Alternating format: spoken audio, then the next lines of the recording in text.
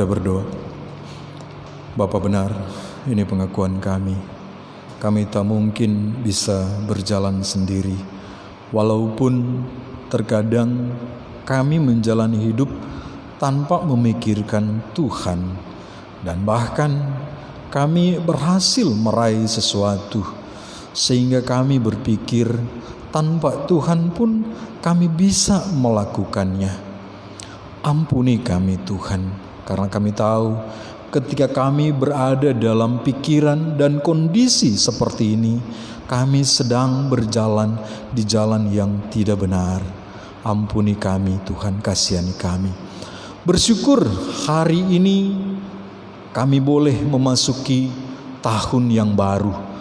1 tahun Tuhan sudah tuntun kami, sehingga kami ada. Sadar tidak sadar, percaya tidak percaya, apakah kami mengakui keberadaan Tuhan, kuasa dan kasih Tuhan itu nyata, bahwa Tuhan ada dan Tuhan menyertai kami. Untuk itu Bapa, ampuni kami kalau selama tahun yang telah lewat kami mengabaikan Tuhan, mengandalkan diri sendiri. Kasihani kami Tuhan. Untuk itu sebelum kami memulai seluruh aktivitas kehidupan kami sepanjang 2021, khususnya di awal tahun ini, kami merenungkan firman Tuhan yang kiranya oleh ilham dan hikmat dari Roh Kudus memampukan kami untuk mengerti akan kebenaran, dan kami boleh hidup di dalam firman-Mu yang menghidupkan kami. Di dalam nama Tuhan Yesus Kristus. Amin. Silakan duduk. Shalom. Ya, sukacita hari ini kita ada di dalam anugerah Tuhan. Bapak Saudara, dalam perenungan saya pagi tadi, satu hal yang saya dapatkan, itu saya sharingkan di grup kita, grup anggota PWJ Pekanbaru, yaitu percaya atau tidak percaya, sadar atau tidak sadar, mau terima atau mau menolak, tahun 2020 pasti sudah berlalu. Dan 2021 itu sudah ada. Betul nggak? Ada orang yang mungkin tolak. Saya nggak mau masuk tahun 2021. Saya mau masih tetap di 2020. Ada yang berpikiran seperti itu. Ada yang cuek-cuek saja. Mau 2020 kah, 2021 kah, terserah saja. Tetapi saya mau katakan, terlepas dari pikiran kita, kehendak kita, waktu terus berjalan. Kita mau terima, mau tolak, itu pasti akan terjadi. Nggak mungkin nggak. Walaupun mungkin dalam pikiran kita, ini masih saja seperti yang dulu. Betul lah. Ada pikiran kita seperti itu. Sama dengan kasih setia Tuhan. Ada orang yang berpikir Tuhan itu nggak ada. Ada orang yang berpikir rencana Tuhan itu biasa-biasa saja. Sehingga berjalan menjalani kehidupan ya saya tanpa Tuhan juga sampai sekarang saya masih ada. Betul enggak? Betul. Orang yang nggak percaya Tuhan bahkan menghina Tuhan sampai sekarang juga mereka ada. Sehingga mereka terjebak dalam situasi tersebut. Tapi saya mau katakan, apakah dengan demikian itu Tuhan tidak ada? Apakah dengan kita tidak mengakui adanya Tuhan, bahwa Tuhan itu tidak ada, kemudian Tuhan itu benar-benar tidak ada? Enggak. Demikian juga dengan rencana-rencana Tuhan. Ketika kita tidak mengakui bahwa rencana Tuhan itu baik, apakah benar rencana Tuhan yang baik itu menjadi tidak baik? Gimana? Ayo. Tidak. Artinya apa, Bapak Saudara? Segala ketetapan, janji Tuhan, firman Tuhan, sebagaimana apa yang sudah difirmankan dalam kitab suci, itu pasti terjadi. Terlepas dari kita mau percaya atau tidak percaya, kita mau terima atau kita mau tolak, saya mau katakan janji Tuhan adalah ya dan amin. Nah, hari ini mari kita di tahun yang baru, hari pertama di tahun ini, mari kita lihat kebenaran firman Tuhan yang sudah kita baca tadi. Di dalam Mazmur pasal yang ke-27 ayat yang ke-10. Minta maaf di poster yang saya buat itu agak terbalik. Di poster yang saya buat itu Mazmur 10 ayat 27. Yang seharusnya Mazmur 27 ayat yang ke-10 ya. Sudah dapat? Mari kita baca bersama sekali lagi.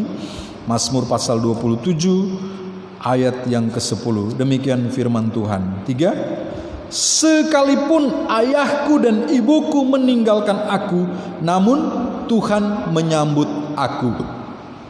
Ini ayat singkat ya, jadi saya percaya kita bisa hafal. Ayo hafal ayat pertama untuk tahun ini ya. Gini, jarang-jarang hafal ayat kan. Nah, jadi tahun ini saya ada bonus untuk kita. Apa bonusnya? Hadiah tahun baru adalah 1 ayat firman Tuhan ini ya. Kita hafal sama-sama. Mazmur 27 ayat 10 ya. Itu gampang banget. Apa firman Tuhan ya? Sekalipun ayahku dan ibuku meninggalkan aku, namun Tuhan menyambut aku. Gampang kan? Oke, mari sama-sama. 3. Sekalipun ayahku dan ibuku meninggalkan aku, namun Tuhan menyambut aku. Farli, Fiar sudah hafal? Sama-sama. 3. Sekalipun ayahku dan ibuku meninggalkan aku, namun Tuhan menyambut aku. Bapak saudara, ini ayat yang luar biasa sekali, yang mungkin dalam satu budaya dianggap ini perkataan atau statement yang kurang baik, bahkan mungkin terkesan kurang ajar gitu ya. Sekalipun ayahku dan ibuku meninggalkan aku, seolah-olah dia merasa gak apa-apa kalau ditinggalkan ayah dan ibu. Tetapi pemazmur menyatakan bagian ini bukan untuk menyatakan bahwa dia tidak perlu orang tua, dia tidak butuh orang lain, tidak. Pemazmur menyatakan bagian ini dengan pengalaman hidupnya yang luar biasa. 2 hal yang paling menyedihkan yang dialami oleh pemazmur dan juga sampai sekarang semua manusia takuti. Apa itu? 2 hal. Yang pertama adalah penolakan. Siapa di antara kita yang mau ditolak? Siapa? Saya ingat dulu saya nggak pernah nembak cewek. Maaf, ini ada istri saya ya. Kalau saya belum yakin dia itu suka sama saya.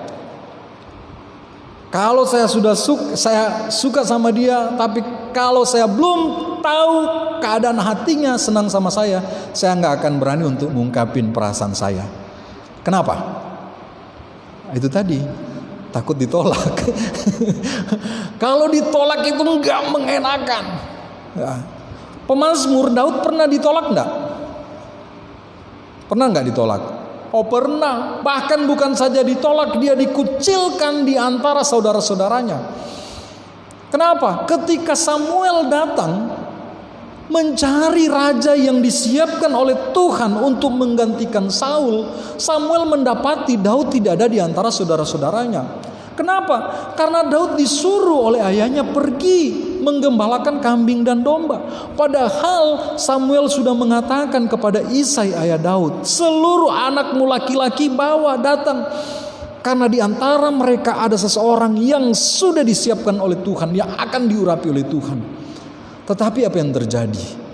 Ketika saudara-saudara Daud sudah dikumpulkan semua, anak-anak Isai sudah dikumpulkan semua, satu persatu lewat, gagah perkasa dengan bangga Isai memperkenalkan kepada Samuel, ini anakku loh, para prajurit tangguh. Tapi apa yang terjadi? Samuel berkata, tidak ada. Inikah semua anakmu laki-laki? Iya ini. Masa sih ini? Oh iya ada seseorang. Nah baru ingat. Siapa dia? Dia sedang menggembalakan kambing domba. Daud tidak dihitung di dalam keluarganya, dalam saudara-saudaranya. Ingat, ketika saudara-saudaranya berperang, Daud pergi mengantarkan makanan. Apa kata saudara-saudaranya? Mengapa engkau ada di sini? Bukankah tugasmu menggembalakan kambing dan domba? Daud ditolak oleh saudara-saudaranya, oleh ayahnya. Oh itu pengalaman Daud. Tetapi luar biasanya Bapak Saudara, kalau kita baca Mazmur-Mazmur Daud, disitulah kemudian dia mendapati bahwa walaupun ayahnya, ibunya, saudara-saudaranya meninggalkan dia, tidak menyambut dia, menolak dia, tapi dia berkata, Tuhan tetap menyambut aku. Yang kedua, pengalaman dan hal yang paling menyakiti yang saya percaya kita semua tidak pingin mengalami itu apa? Pengkhianatan. Siapa di antara kita yang ingin dikhianati? Ada yang ingin dikhianati? Nata punya pengalaman dikhianati nggak ya? Enggak ya? Kalau sampai dikhianati, rasanya itu seperti apa? Itu pasti tidak mengenakan. Daud dikhianati. Dikhianati oleh siapa? Oleh anak kandungnya sendiri. Oleh darah dagingnya, Absalom, anak kandungnya, memberontak mengkhianati Daud ayahnya, merebut tahta kerajaan. Dan untuk mengokohkan tahta kerajaan, apa yang dia lakukan? Dia juga mengambil istri selir dari ayahnya sendiri. Dan dia berusaha untuk membunuh ayahnya. Oh, itu pengkhianatan yang luar biasa sekali. Wah, itu paling gak mengenakan kalau dikhianati. Ya. Dan kita pasti dikhianati oleh siapa? Oleh teman terbaik kita, oleh orang terdekat kita. Itu pasti melukai. Kita jarang sekali dikhianati oleh orang yang tidak kita kenal. Kita jarang sekali terluka oleh pengkhianatan oleh orang yang jauh dari kita. Itu jarang. Pengkhianatan itu terjadi di dalam satu ruangan. Bahkan firman Tuhan berkata, orang yang tidur satu selimut dengan kita telah mengangkat tumitnya melawan aku. Daud, dia merasakan pengkhianatan yang luar biasa sekali. Ya. Adek, kenapa dek? Ada apa? Li? Terus kenapa sedih? Hah? Kenapa nak? Apa adek takut papa mama meninggalkan adek? Oh bukan, apa? Ya, beberapa hari ini beliau sering sedih, bahkan nangis terseduh-seduh. Kalau satu, beliau ingat kalau sampai kami meninggalkan dia. Saya tidak tahu kenapa usianya seperti ini bisa berpikir demikian.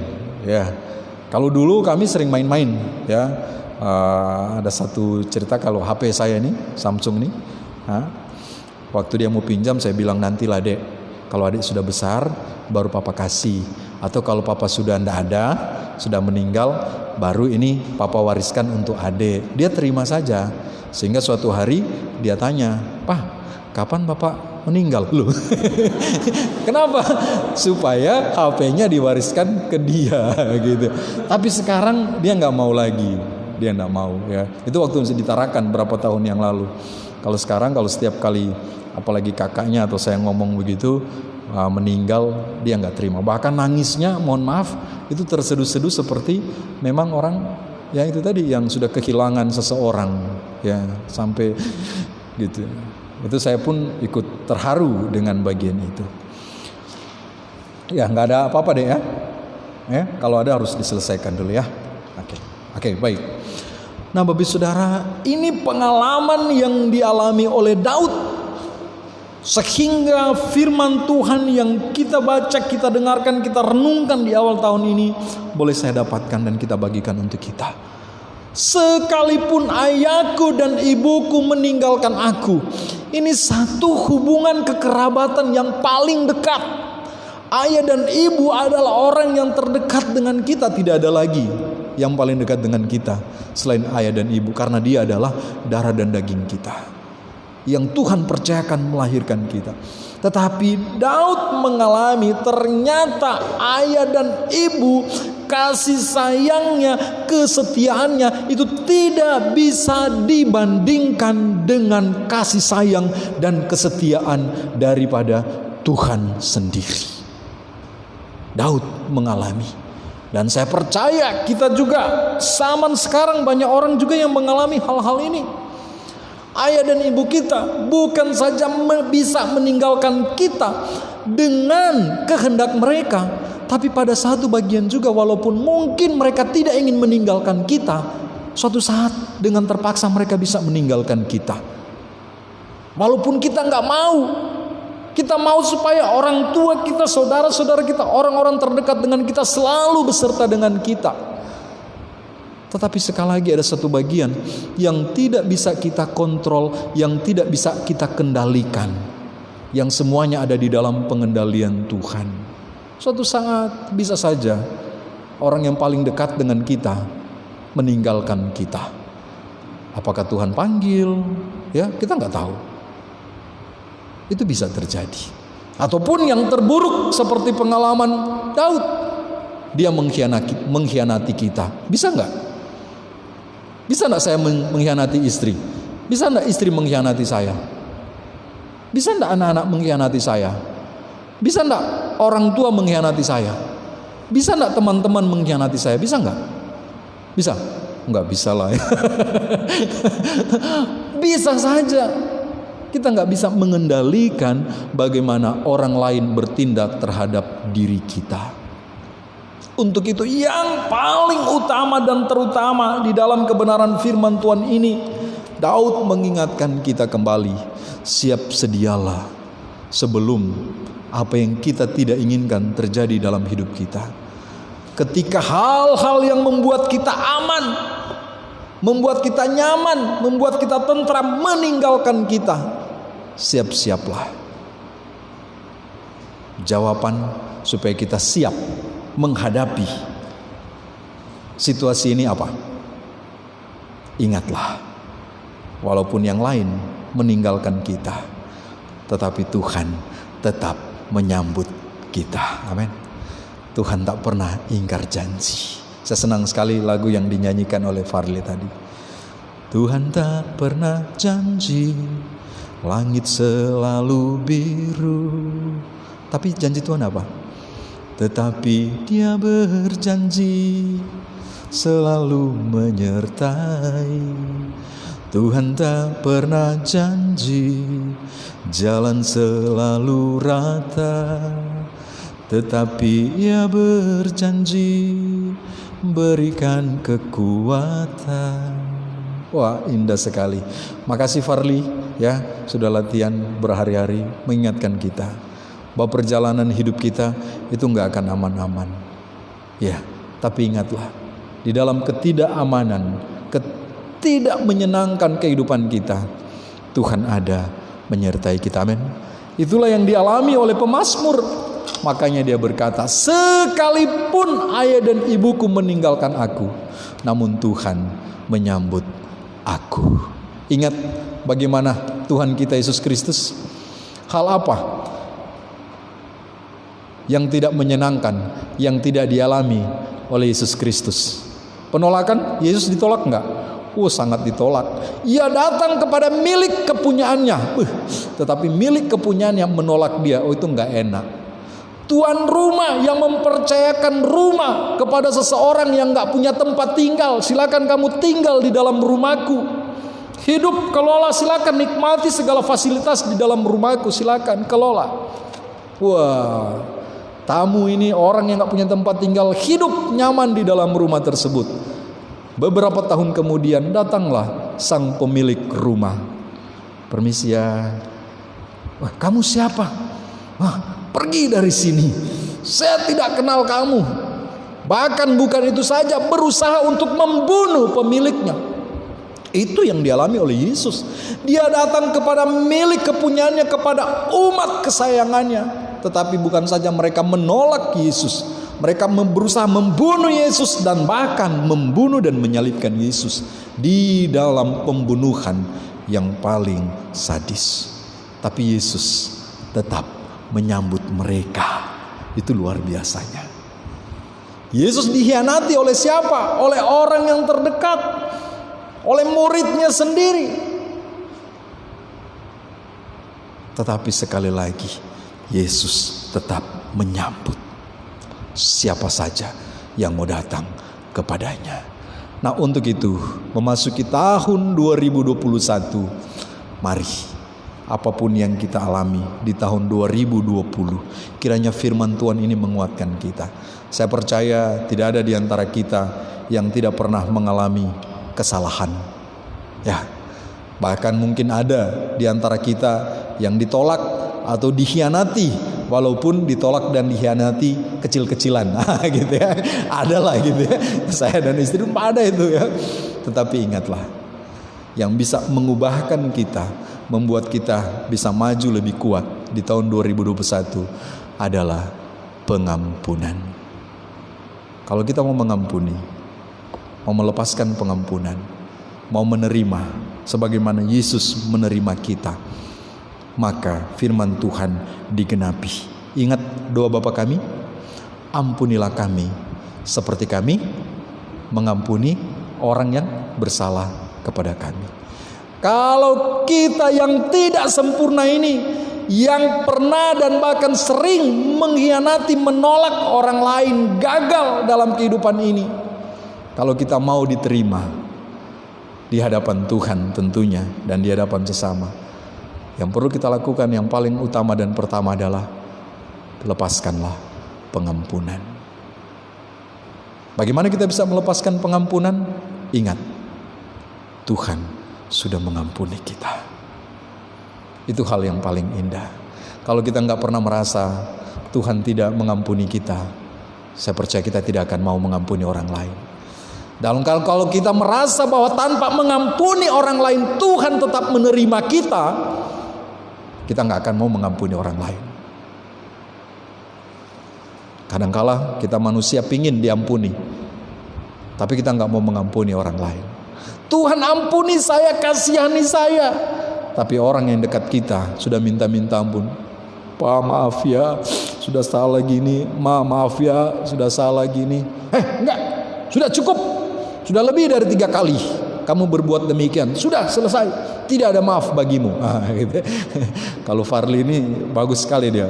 Setiap kali saya bilang cukup, enggak, terlambat sudah. Apa yang dia bilang? Enggak ada kata terlambat, katanya. Gitu ya. Enggak ada kata terlambat, maju lagi dia. Kita bisa terlambat minta ampun kepada Tuhan kalau kita sudah menutup mata dipanggil di hadapan Tuhan. Di situ baru ada kata terlambat. Tapi selama kita masih bernafas, selama mata kita masih terbuka, selama masih kita menghirup udara segar, kesempatan yang Tuhan berikan kepada kita masih terbuka. Datang kembalilah kepada Tuhan. Walaupun sekali lagi pengkhianatan, penolakan itu paling sulit sekali ketika terjadi dalam kehidupan kita. Ya. Dan disinilah Tuhan sedang membentuk kita, sedang menguji kita, memurnikan kita untuk menjadikan kita seperti emas yang bernilai tinggi di hadapan Tuhan. Kiranya dengan kebenaran firman Tuhan ini kita boleh diingatkan kembali. Apapun yang terjadi di tahun yang lalu, mari kita benahi diri. Mulai di tahun yang baru ini, melangkah dan melangkah. Satu bagian juga refleksi kehidupan saya di akhir tahun ini satu. Kenapa? Setiap tahun baru, pergantian tahun kita rayakan. Bahkan kita tunggu-tunggu. Sampai tadi malam, sampai jam 12 lewat dah gitu ya. Kita tunggu terus pergantian tahun. Kenapa? Sedangkan pergantian hari, kenapa kita nggak pernah tunggu? Ayo. Kan 1 hari berlalu, 1 bulan pergantian bulan, kenapa kita nggak pernah tunggu? Bulan Januari akan kita tinggalkan, bulan Februari akan kita masuki. Kenapa kita nggak pernah tunggu?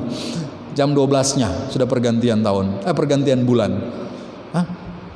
Setiap hari pun gitu. Senin kan, jam 12 mau Selasa. Tunggu yuk, pergantian hari ini. Kenapa kita nggak pernah tunggu? Ayo. Sedangkan pergantian tahun kita harus tunggu. Ayo. Ibu Rina dulu, kenapa gitu? Kenapa harus kita tunggu? Pak Yani gimana Pak? Ada yang jawaban? Kenapa harus kita tunggu pergantian tahun sedangkan bulan atau hari nggak pernah kita tunggu? Setahun sekali. Kan sama Pak, sebulan sekali. Sehari sekali. Atau nanti kira-kira 10 tahun sekali baru kita rayakan. Bisa nggak? 10 tahun lah baru sekali. Kan ini pergantian 10 tahun sekali. Bisa toh? Atau 5 tahun, 2 tahun.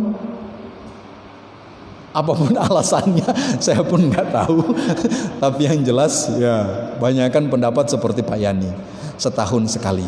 Karena kalau setiap hari kayaknya terlalu lama, terlalu cepat lah ya. Dan banyak habis energi kita gitu ya. Setiap tahun masuk setiap hari, besok nggak maksimal lagi kita ya. Artinya apa? Ada momen-momen tertentu yang Tuhan izinkan kita ngalami. Untuk apa? Untuk bisa merefleksikan diri. Tetapi saya mau katakan, jangan sampai tunggu 1 tahun sekali untuk kemudian merefleksikan diri kita di hadapan Tuhan. Jangan. Setiap hari ketika kita mendapatkan sesuatu dari Tuhan, hal yang benar kiranya kita diteguhkan, kita boleh melakukan. Hal yang tidak benar kita boleh diubahkan oleh Tuhan. Ya. Makanya saya kurang senang dengan ada satu lagu yang tren di Manado ya gitu ya.